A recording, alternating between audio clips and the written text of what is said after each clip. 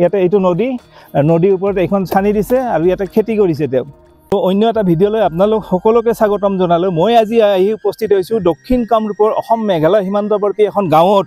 এই গাঁৱৰে এজন ব্যক্তি, তেখেতক আমি লগ পালোঁ আৰু তেখেতে এনেধৰণে নদীৰ ওপৰত ছানি দি পেলাই তেওঁ পানীয়ালাও ৰঙালাও খেতি কৰিছে। তেখেতে কৈছে যে এনেধৰণে খেতি কৰিলে ইয়াৰ ফচলটো ভাল পোৱা যায়। ফচলটো ভাল হয় পানীৰ ওপৰত এনেকৈ ঠাণ্ডা হাৱাটো আহি থাকে নেকি? হাৱাটো পাই থাকে যে সেইটো কাৰণে ফচলবিলাক ভাল হয়। হয় হয়। আৰু আপোনালোকে পদ্ধতিটো চাওক, ইয়াতে এইটো নদীৰ ওপৰত এইখন ছানি দিছে আৰু ইয়াতে খেতি কৰিছে তেওঁ।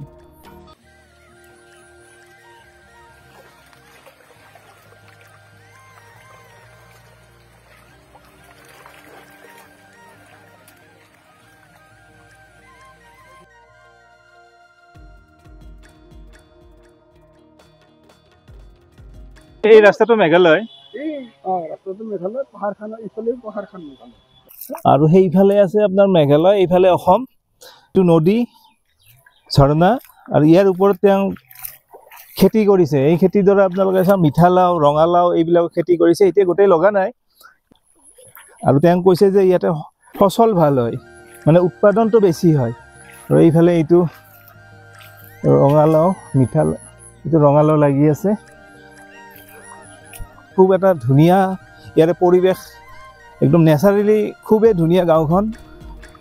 আপোনালোকে পৰিৱেশটো চাওক কিমান ধুনীয়া এটা পৰিৱেশ। আৰু খেতি চাওক সেইফালে পানীলাও খেতি।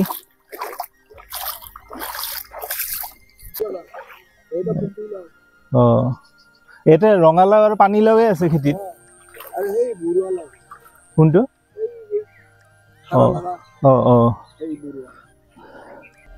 এয়া তিত কেৰেলা। নদীৰ পানীৰ ওপৰত যে কৈছে, এইটো কিবা বিশেষত্ব আছে না নিয়ন্দা? যিখিনি উৎপাদনখিনিয়ে তাৰমানে ভাল জলবায়ু পাব। তদুপৰি তাৰমানে কি এই যে নিজৰ মাটি নোহোৱাকৈ তাৰমানে এখন যে ডাঙৰ চাঙি মানে গঢ়ি উঠিছে, নদীটোত মানে সেইটো নদীটোতো ৰাজহুৱা আছে। হয়, চবে যদি খেতিয়ক হয় ভাল লাগিব। খেতি কৰিলেহে থাকিব দেশ, চলিব পাৰে। খেতি নকৰিলে চলিব। মাটি বিক্ৰী কৰিতো একো লাভ নাই। একদিন খাবি, সদিন খাব পাৰে নেকি? খেতি কৰিলে কি পকা লাও যদি থৈ দি কাৰোবাৰ কিবা বিয়াত কাজত লাগিল, আপুনি তাৰপৰা 5টা বিক্ৰী কৰি দি 10টা বিক্ৰী কৰি দি। আপোনালোকে বজাৰ ক'ত? ইয়াৰ পৰা কিমান দূৰত? মুদুকি বজাৰত যায় বাগান মুদুকি। এতিয়া আমাৰ ইফালে যে খাচিয়াত আছে আৰু এইফালে মেঘালয়ৰ কি বজাৰ আছে? এই পাথাৰখামা। এইফালে তলত হাঁহ চৰি আছে। এয়া হাঁহ।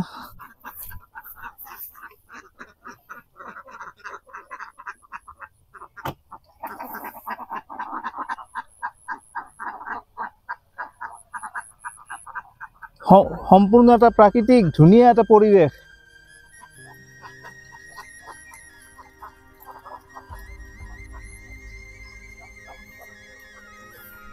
গাঁওখনৰ নাম কি বুলি ক'লে আপুনি? কুণ্ডিল নগৰ। এইটো কোন সমষ্টিত পৰে? আমাৰ পলাশবাৰী সমষ্টি। সুবিধা ইফালৰ পৰাও পায়, মেঘালয় দিয়ে আপোনালোক? ৰেচন ক'ৰ পৰা পায়? ৰেচন মেঘালয়ৰ পৰা বা আসামৰ পৰা। কাৰণ ভোট দুয়োফালে দি আছো। মেঘালয়তো ভোট দিয়ে?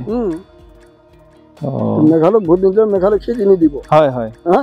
ভোট দাৰৰ কথা গাঁৱে কোঠাৰে যদি আহি যায়, এনেকুৱা হয় না কেতিয়াবা? হোৱা নাই নে? হ'ব, আচনিকে হ'ব। কাৰণ কিয় হ'ব? পৰিৱেশ বিলাক বেয়া হৈ আহিছে, আহি গৈছে না আসাম মেঘালয়ত। এতিয়া হ'ব। গতিকে আমাক আগতে সীমাবিলাক ঠিক কৰি দিব লাগে। হয় হয়। আসাম চৰকাৰে মানে চৰকাৰেও আপোনালোক নিৰ্ধাৰণ কৰি দিয়া নাই এতিয়ালৈ? সীমা বিবাদটো এতিয়াও চলি আছে। আসাম মেঘালয়ৰ বৰ্ডাৰতহে আছো। হয় হয়। আসাম আৰু মেঘালয় লাগিলে পঢ়াই দি গৈছে নেট, সেইটোহে হ'ব। আমিতো সাধাৰণ মানুহ একোৱে নাজানো, ক'ত বৰ্ডাৰ ক'ত কি আমি ক'বই নোৱাৰো।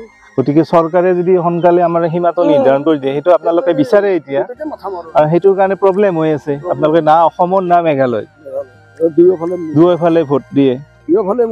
হয় হয়।